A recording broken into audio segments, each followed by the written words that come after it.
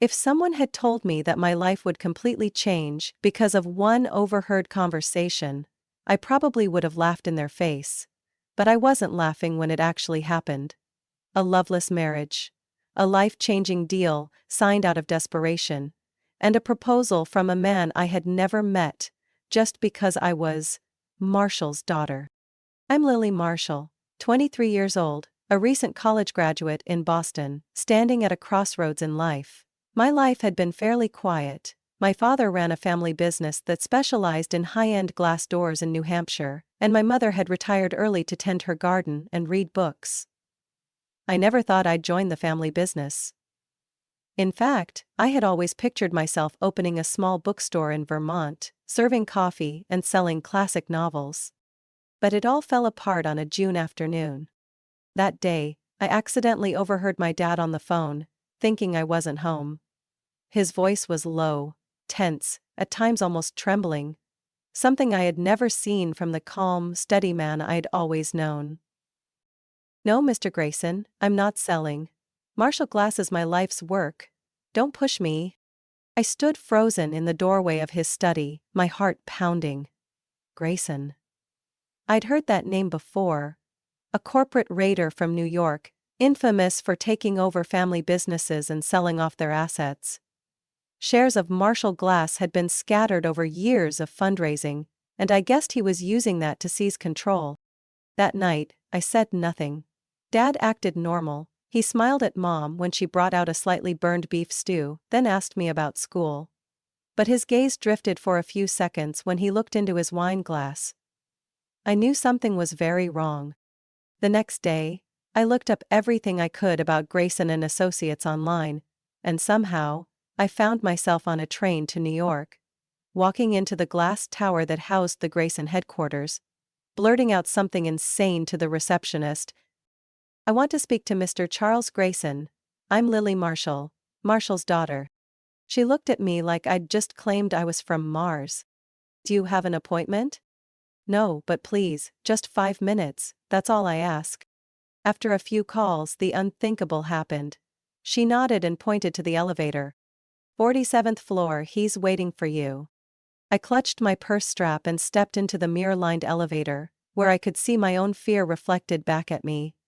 When the doors opened, I saw a man around 60 standing by the window, back turned to me, holding a glass of wine. "Miss Marshall," he said without turning. "I didn't think you'd come, but I like people who do what others won't." He turned around and looked me over with icy eyes. Charles Grayson. Silver hair, gray suit. A stare that could cut through steel. "I came to beg you. Please, don't take my father's company, it means everything to him." He sat down in a leather chair, crossed his legs, and set his wineglass aside. "Beg me? I'm not one to be moved by tears, young lady." "I'm not crying," I said, clenching my fists. "I just want to know if there's another way." He was silent for a few seconds, then smiled. A smile that made my spine shiver. "Actually, there is." He opened a drawer and placed a photo on the table. A young man with a cocky grin, and eyes full of apathy. "This is my son, Ethan. Lazy, impulsive, doesn't care about anything except games and girls. I want him to change." I frowned. "What are you suggesting?" "Marry him," he said simply. "I'll drop the takeover. You marry him, help him grow up. In return, your father keeps the company." I stood up. "Are you insane?" "Possibly," he chuckled. "But I'm not joking." I left, my heart thundering. I had hoped to find a solution, not walk into a twisted fairy tale trap. But I couldn't sleep that night. I thought of my dad, of the years he spent building Marshall Glass from a tiny workshop into one of the most respected glass contractors in the Northeast. I thought of the way he used to hold me and say, "You don't have to carry anything, Lily. Just live the life you want." But if I walked away now, he'd lose everything. So I went back. 47th floor, again. "I'll do it," I said, voice shaking slightly. "I'll marry your son." Grayson clapped his hands like he'd just won a poker hand. "Good, very good. I'll have someone take you to meet Ethan shortly. Try to make a good impression. I swallowed the lump in my throat, the side door opened, and then I saw Ethan Grayson. The man who was about to become my husband for one reason only: to save my father's legacy. I remember exactly how it felt walking out of that room after signing the marriage license with Ethan Grayson. Everything was legal, binding, irreversible. I had become the wife of a man I'd met less than a month ago. And ironically, I didn't marry him for love. I did it because I couldn't bear to see my father on his knees before someone like Charles Grayson. The wedding was quiet, private, so understated that even my college friends thought it was a joke. No fresh flowers, no live music, not even genuine smiles. Just one haunting question echoing in my mind throughout the ceremony. Lily Marshall? Now Lily Grayson. What are you doing with your life? After a whirlwind honeymoon at a luxury resort in Maine, where Ethan and I spent more time staring at our phones than at each other, we moved into a house his father bought for us in the suburbs of Stamford, Connecticut. The house was spacious and beautiful, like something out of an interior design magazine, but it had no warmth. It felt more like a showroom than a home. We slept under the same roof, but lived in different worlds. Ethan woke up late every morning, coffee cold by the time he finished watching racing live streams or reading crypto news. I made breakfast, set it on the table, and sat across from empty air. He'd eat whenever he felt like it. Sometimes the food sat untouched until noon. I wasn't angry, I accepted it. Because I knew this marriage never started with love. Ethan was agreeable in the way that detachment is easy. He didn't hit me, didn't insult me, didn't do anything awful. But that apathy was suffocating. We lived like roommates, occasionally nodding at each other, sometimes exchanging small talk. But between us was a distance neither of us wanted to cross. I tried to break the pattern. I asked him to go grocery shopping with me on the weekends, suggested movie nights, cooked his favorite meals. He smiled and said thank you, then declined, at first politely. Then, eventually, with silence. My father, now relieved the company was safe, called me every week. I told him everything was fine. A lie, but one that kept him from worrying more. The one and only time I saw a hint of drive in Ethan was when I suggested he try working at Grayson & Associates. I said, even just a few days a week would be fine. I think you need something to aim for. He looked up, his eyes hazy. Are you trying to change me? No, I just want you to try for yourself. To my surprise, he agreed. I went with him to the office for the first time, standing on the sidelines as his father introduced him to the department heads. I saw a brief flicker of pride in Mr. Grayson's eyes, and for the first time since the wedding, I thought, maybe I didn't make a complete mistake. But that hope didn't last long. Ethan started going to the office regularly for 3 weeks. Then he said he was too busy, then only showed up twice a week, then stopped going altogether. When I asked why, he sighed. Dad just wants a trophy to show off to his golf buddies. I'm not interested in being anyone's puppet. I didn't know how to respond. He wasn't entirely wrong, but I also couldn't accept him giving up so easily. Then there was my mother-in-law, Mrs. Violet Grayson. A sharp, elegant woman despite being nearly 60, with eyes that made me feel like I was just too plain to belong in this world. She never said anything outright, but every time I appeared, she'd comment, "Oh, you're wearing that dress. That color's a bit bold for your complexion, isn't it? But you're young, so go ahead and try." Lily, I heard you studied French literature. Fascinating, though I always thought that field isn't the most financially practical. I smiled, tried to smile, swallowed those tiny barbed comments that cut deep into my sense of self-worth. I used to think, maybe if we had a child, things would change. Maybe affection would grow out of responsibility. Maybe Ethan would mature through fatherhood. But when I casually brought up the idea one evening, Ethan dismissed it immediately. "Don't talk about kids, we're not ready, I'm not ready." I wanted to ask, When will you actually be part of this life? But I didn't. I just cleared the table and went upstairs early.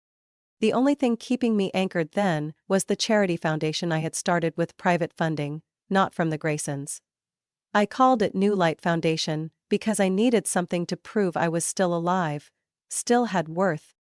As for Ethan, he kept living like tomorrow didn't exist. Loud friends, long nights, hard liquor, and I was slowly becoming a shadow in my own home. And then one day I got a text from my father. "We need to talk, urgent." I didn't know what I was about to face, but I had a gut feeling it would change everything. That message led to a simple dinner at his old apartment in Concord. He didn't bring up the company or ask about Ethan. Instead, he just placed his hand gently over mine. "You look so tired, Lily. If you ever need anything, I'm always here." I nearly burst into tears. How long had it been since someone asked if I was okay? I returned to Stamford that evening in a light rain, my mind blank. One question kept repeating: what kind of life am I even living? Not long after that, I realized I was late. For the first time in nearly a year of marriage, I felt excited, not scared, hopeful.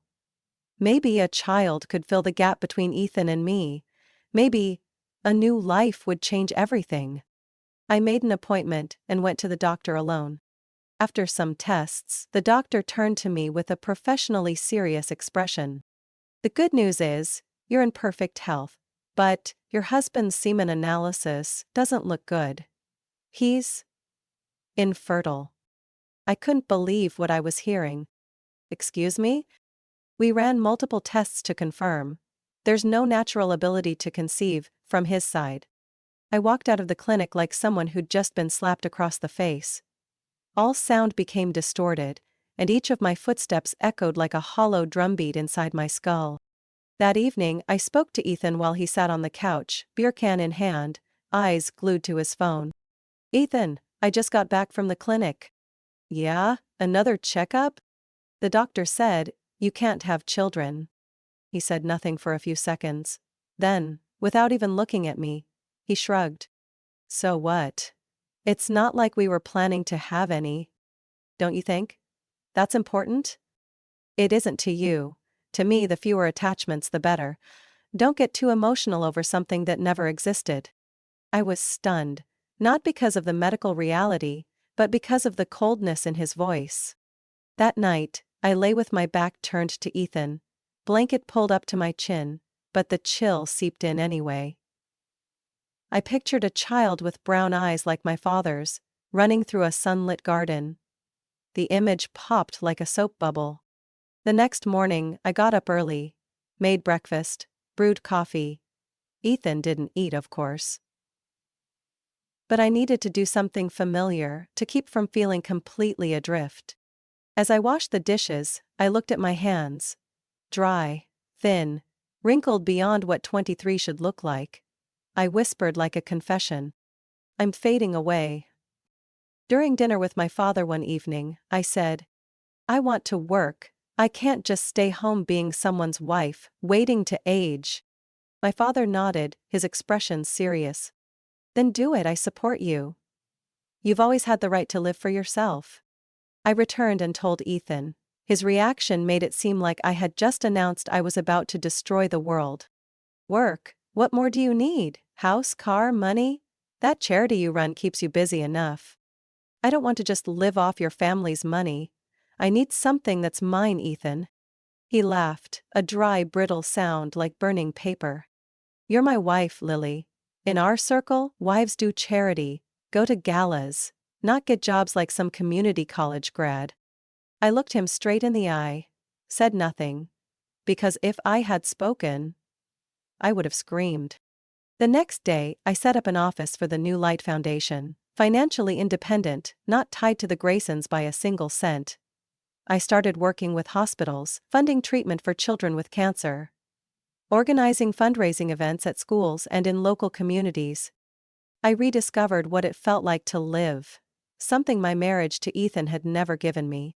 But what about him? He still lived in his own world. parties with friends, games and bars. And me. I was the one cleaning up after lives I didn't belong to. One time, after returning from the hospital where I had visited pediatric patients, still smelling faintly of disinfectant, I found Ethan stretched out on the sofa, holding a bottle of whiskey, staring blankly at the ceiling. "I used to want to be a musician," he said, voice hoarse. I sat beside him gently. "Then why don't you try again?" He shook his head, eyes red. "Because no one believed in me. Not even me." I placed my hand on his. In that moment, I saw something real in him, but it was faint like smoke. And I knew, if I kept going like this, I'd burn out right alongside him. Day by day, Ethan drifted further from me. I went to bed alone, woke up alone, and one day, I looked in the mirror and asked myself, is this what I traded my future for? I didn't know the answer, but I knew I was changing. And the fragile balance of our world was about to collapse. I named my foundation New Light Foundation, not because it sounded impressive, but because I needed something to pull me out of the darkness surrounding my life. Ever since that morning when Ethan scoffed at the idea of me working, I knew one thing for sure. If I kept waiting for him to wake up, I would disappear. And I no longer wanted to be a shadow in my own life. New Light began in a small office I rented on the second floor of an old building in Bridgeport. No fancy signage, no grand opening. Just me, an old laptop, a few pediatric case files, and a stack of permits I filed myself. But for the first time in a year and a half of being Mrs. Grayson, my heart beat for something truly worth living for. I began connecting with hospitals in the area, especially the pediatric wing at St. Michael's. The children there with cancer, I didn't know what else to call them but tiny warriors. Some were just 3 years old, bald from treatment, but still grinning when handed a box of crayons. Others trembled, but still managed a soft, "Thank you, Miss Lily," when I held their hands. I came back to life. And Ethan? He spiraled even further the other way. Every night I came home, tired but with a quiet peace in my heart. I'd hear pounding music from the living room. Ethan would be hosting friends, names I couldn't keep track of, laughing loudly among liquor bottles and ashtrays. I walked past them like a ghost. No one asked where I'd been. No one said hello. One time, I pushed aside a pile of beer cans to place a stack of documents down. Ethan frowned. "Can you stop acting like everyone's mom in this house?" I looked straight into his eyes, unblinking. "At least someone in this house should still remember it is a house." He scoffed and turned away. I didn't need to say anything more. Our marriage, if it was ever parallel, was now just 2 lines pulling farther and farther apart. By the 3rd month since launching, the foundation received its first donation from a Greek-American businessman, Mr. Dimitrios, who had lost his niece to leukemia. He visited my office wearing a gray suit and spoke with a deep, warm voice. "I don't believe in many things, Miss Lily, but I believe in people who don't give up in the face of pain." That first donation of $120,000 allowed me to host 3 consecutive fundraisers, including an acoustic music event at the downtown park. That day, standing among rows of children and tearful mothers, I felt like I had come home to myself. No one called me Ethan's wife, no one knew who my father-in-law was. I was Lily, a real person, doing real work, making real effort. That night I came home late. Ethan was sitting in front of the TV, face vacant, like his soul had been drained. He didn't ask where I'd been. He only muttered, "They're about to kick me off the board. Dad only put me there for show. Now that he's dead, they treat me like garbage." I poured him a glass of water and placed it on the table. "If you went back to work, things could still change." He laughed, eyes fixed on the screen. "You think I haven't tried? That company's a glass cage. They locked me in it to show off a young Grayson, but never gave me a single ounce of real power." I didn't know what to say, because deep down, I knew Ethan might have once wanted to do something, but he didn't have the strength. And I no longer had the patience. One day, I received an invitation to a conference in Washington, D.C., about effective community foundation models. Excited, I printed it out and placed it on the kitchen counter. 3 days later, it was crumpled in the trash. I found Ethan and asked, "What did you do with my invitation?" He leaned against the doorframe, half-drunk gaze. "Oh, that thing? What are you gonna do there? Give a speech? Take pictures? You love the spotlight that much, huh?" I clenched my fists, voice low. I love the feeling of helping people. It makes me feel useful. Unlike living in this house, feeling like a stranger to my own husband. He smirked. "Then go, but don't expect me to be here waiting when you get back." That sentence didn't really hurt me. It just confirmed something I'd known for a long time. We were no longer a married couple. We were just two names, tied together by a piece of paper I now wanted to tear apart. By the 6th month, I transferred all legal documents for the foundation to my name. I also quietly opened a separate bank account, completely unrelated to any Grayson money. I didn't know exactly what I was preparing for, but my instincts told me a storm was coming. And this time, I wouldn't hide under the porch. The news of Mr. Charles Grayson, my father-in-law, passing, came on a September morning, while I was on my way to St. Michael's to sign transfer papers for a young patient. My phone kept buzzing in my purse, and when I finally answered, "His assistant." "Marin," choked out the words. "Mr. Grayson had a heart attack this morning. He didn't make it." I froze in the middle of the sterile white hallway, my vision blurred, not from grief but from shock. A part of me, though I never wanted to admit it, still believed he'd live for many more years. Someone like him, wealthy, sharp, always in control, couldn't possibly just leave like that. When I got home, Ethan was standing at the kitchen counter, pale as a sheet, an open bottle of liquor beside him, his hand shaking too much to pour a drink. I stepped closer, speaking gently. "I'm so sorry." He looked at me, eyes dazed like someone pulled from a dream that hadn't ended. Then he said, voice barely above a whisper, "It's all mine now, I'm the CEO." I nodded slightly, saying nothing. From that day on, Ethan put on a role he was never ready to play. Leading a multi-million-dollar corporation. He went to the office every morning, polished, punctual, even got a proper haircut. I wanted to believe that, at the very least, this time he'd change. But after only 1 month, everything began to crack. Ethan fired the senior advisor without informing the board. He relocated the entire accounting department to a satellite office in New Jersey because he hated traffic in Stamford. And worst of all, he approved a nearly $3 million real estate investment in a zone with no legal vetting. I heard about it from Mr. Thompson, a former associate of my father-in-law, at a charity gala hosted by the New Light Foundation. "Miss Lily," he said, shaking his head, voice low, "Ethan is not Charles. And the company isn't a toy." I felt a cold, heavy stone drop into my chest.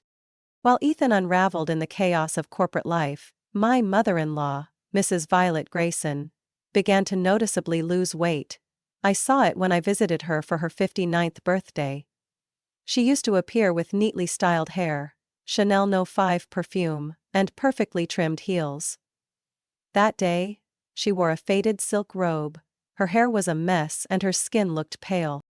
I knew something was wrong. After much persuasion, she agreed to see a doctor. The result left both of us speechless. Stage 3 pancreatic cancer. "I'm not going to the hospital," she said, eyes locked on mine. "I've spent my whole life in someone else's house. I want to die in my own." I didn't argue, I just nodded. Then I got to work. I delegated more responsibilities at the foundation to my executive assistant. I hired 2 specialized nurses, installed a hospital bed, respiratory equipment, and a programmable heater.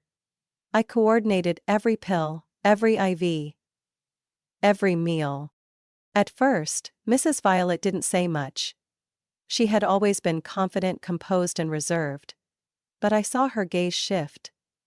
Softer. less cold.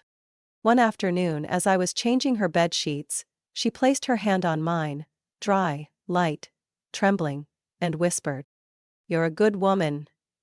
I'm sorry it took me so long to see that. I turned away, quickly hiding my tearful eyes. Thank you for saying that. Every day I sat by her bedside, telling small stories about the children at the foundation, playing Chopin, reading the morning paper. She gradually opened up. She told me about her youth, how she gave up art school to marry Charles, about her dream of painting church murals in Italy. But I chose the path of family, she said with a sad smile, and everything stopped there. Meanwhile, Ethan spiraled further. One evening, as I was spoon-feeding porridge to Mrs. Violet, my phone rang. A former employee at Grayson called. "Miss Lily, sorry to bother you, but Ethan hasn't shown up at the office in 3 days. And the company bank account's been frozen due to a suspicious transaction." I stood still. The shock hit like lightning. That night, Ethan stumbled through the door, clothes wrinkled, eyes bloodshot, reeking of alcohol. I blocked the doorway to his mother's room and said each word clearly. "You're not going in there like this." He looked up, eyes mocking. "You running the house now?" "I'm taking care of your mother, the woman you haven't visited in over 3 weeks." He scoffed. "She never loved me, and you're just pretending to be noble to win over a dying woman." I clenched my fists but kept my voice steady. "Whether she loved you or not, she's still your mother. And me? I don't need to win anyone over." I shut the door. For the first time, without trembling. I knew Ethan had hit rock bottom. But I wasn't there to pull him back up anymore. I got the call at 4:13 in the morning. The hour when every piece of news has the power to destroy your entire world. "Is this Miss Lily Marshall?" "Yes, speaking." "We regret to inform you, the private plane carrying Mr. and Mrs. Marshall crashed during landing at a small airport in Vermont. There were no survivors." I stood frozen in the dark living room, the phone slipping from my hand onto the wooden floor, making a small sound that cut like a knife. My parents, the only people left who truly cared about me, were gone. No goodbye, no warning, not even one last hug. That flight, as far as I knew, was a second honeymoon my father gifted my mother for their 30th anniversary. I'd even sent a teasing text the night before. "Don't get too lovey-dovey and forget to call me." That message was never answered. The funeral took place 3 days later, cold, quiet, and empty. I stood alone among the pews. No family beside me. Ethan didn't come. I called, I texted, I left voicemails, no response. I watched my parents' caskets lower into the earth, gripping a handkerchief my mother once embroidered, feeling like I'd been torn in half and left drifting in a void. And then, when I returned home that afternoon after the funeral, Ethan's polished black shoes were already waiting on the doorstep. He was sitting cross-legged in my father's office, still scented faintly of oak and ink, like it was his domain. "Hey," he said, looking up, voice light. "I just made a few changes." I stepped in, voice raspy. "You didn't come to the funeral." "Yeah, busy." I had no words left. But Ethan wasn't done. He turned the computer screen toward me, showing a login page for the bank account and internal operations dashboard of Marshall Glass, my father's company. "I've logged into the system, got all the passwords." I froze. My voice trembled. "What are you talking about?"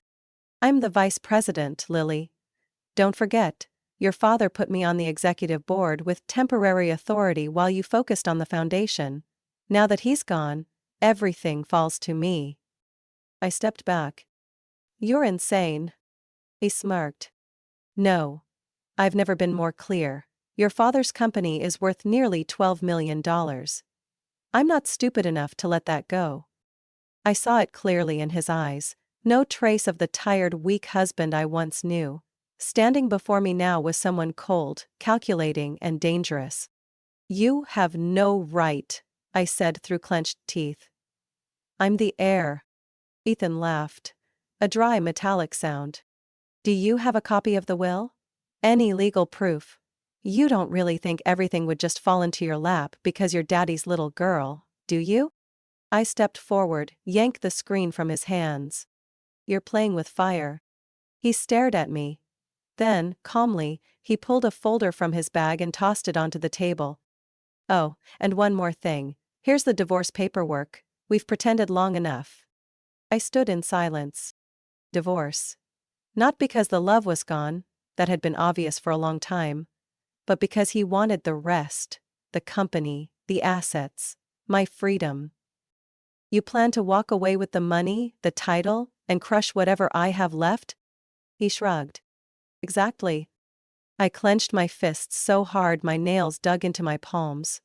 The pain of losing my parents was still raw. And now, the shame of being blatantly betrayed by my own husband. I walked out of the room without looking back. I knew I couldn't fall apart, not now. Everything Ethan had done, I would deal with it. But not with tears. With the law. With the truth. I didn't shed a tear when I signed the divorce papers Ethan threw onto the table. Not one. But my hand trembled so much it took me 2 tries to place the pen in the right spot. Not because I still loved him, but because, in that moment, I felt like I was burying everything I had hoped for, everything I had fought for, everything I had endured, for a marriage that never truly existed. The very next morning, I went to the office of Mr. Peter Langston, my father's longtime personal attorney, a silver-haired, composed man who had witnessed every major turning point in my family's life. He opened the door with genuine sorrow in his eyes, different from the formal grief I had seen at the funeral. Lily, your father was an extraordinary man. He loved you more than anything. I nodded gently, trying to stay composed. I need to know if he left anything for me. Ethan says he's running the company, that he was an authorized vice president. Peter paused, then slowly opened a drawer and took out a sealed folder. There were things your father didn't get to say. But he made sure everything was in place. I held my breath as he placed the will on the table. My name, Lily Amanda Marshall, was clearly printed on the first page. Peter opened the file, his voice steady and resolute. Charles Marshall, your father updated his will 3 weeks before his death. In it, he formally terminated Ethan Grayson from his role as vice president, and left all shares and full ownership of Marshall Glass to you, and you alone. I couldn't hold it in, tears welled up, not because of the inheritance, but because my father had foreseen something, and he didn't abandon me.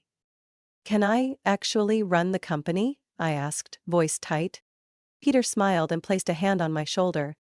You built an entire charity from scratch. You have the mind, the strength, and most importantly, the heart. That's what a real CEO needs. I nodded. For the first time in weeks, I felt solid ground beneath my feet. And Ethan? I asked, eyes on the legal folder. Peter didn't hesitate. He pulled out another set of documents. Official termination papers legally signed, sealed by the interim board. He has no legal authority over company assets. If he's accessed anything, it's theft. I swallowed hard, fists clenched. So I can freeze the accounts? Not only can you should do it immediately. We completed the procedures that same day. The internal account freeze order was sent to the company's bank. The management system passwords were changed. Ethan's email was deactivated, and an internal notice was issued. Lily Marshall is the legal chief executive officer of Marshall Glass. That evening, I returned to the Grayson estate, the place I never truly called home. My mother-in-law, Violet, sat by the window, clutching an old shawl. I walked over and whispered, I'll be moving out, but, if you'd like, I can make arrangements for you to come with me. She didn't answer right away, but her eyes glistened. Finally, she said softly, You're the only one left who still treats me like family. As we packed, the door suddenly burst open. Ethan stood there, face flushed, fists clenched, eyes burning. What the hell did you do? I looked him straight in the eye, unshaken. I took back what was mine to begin with. He stumbled forward, shouting. The company account is frozen, the password doesn't work, you have no right to do this. I looked straight at him. I am the legal CEO, my father terminated you before he passed, everything you've done since means nothing. Ethan was speechless. A moment later, he roared like a wounded animal. You're a fraud, you've taken everything from me, and now you want to take my mother too? Mrs. Violet stood up. Slowly but firmly. No, Ethan, I chose to go with Lily, because at least, she lives with honesty. Ethan gave me one last look, full of hatred. I'll sue you, I'll take everything back. I didn't respond. I turned to Violet. Let's go. We left that house, carrying nothing but the memories that needed to be packed away and buried. And the moment I stepped through the heavy iron gates, I knew. The power game Ethan thought he was winning was over. Just 3 days after officially taking over Marshall Glass, I sat alone in the 8th floor boardroom, where my father had spent nearly 2 decades. Light slanted through the glass panels, casting shadows on the empty chair beside me. His chair. I won't let you down, I whispered, gripping the fountain pen he once used. I knew I wasn't a perfect CEO. I was young, had never studied business management, didn't have an MBA like people expected, but I had something they didn't. Legacy. And the will to survive. I immediately contacted Tom Brewster, a business advisor who had worked with the New Light Foundation.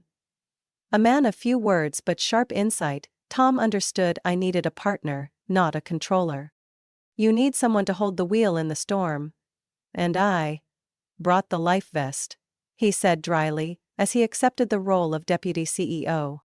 We reviewed every investment Ethan had approved, freezing all high-risk transactions. I met with the entire HR department and made it clear, every position would now be evaluated by merit, not by any connection to the Grayson name. Some people left, some stayed. But the company began to breathe again. At the same time, I never gave up on the New Light Foundation.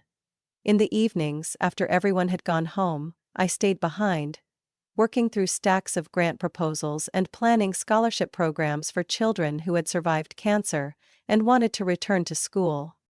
Whenever I felt exhausted, I thought back to those mornings in the hospital. Those tiny hands gripping mine. Those trusting eyes looking up at me, as if I really could save the world. And strangely, it was those children who pulled me out of the deepest pain. My mother-in-law, Mrs. Violet, moved in with me into a small 2-story house on the south side of Stamford. Nothing fancy, no bodyguards, no gold-plated furniture.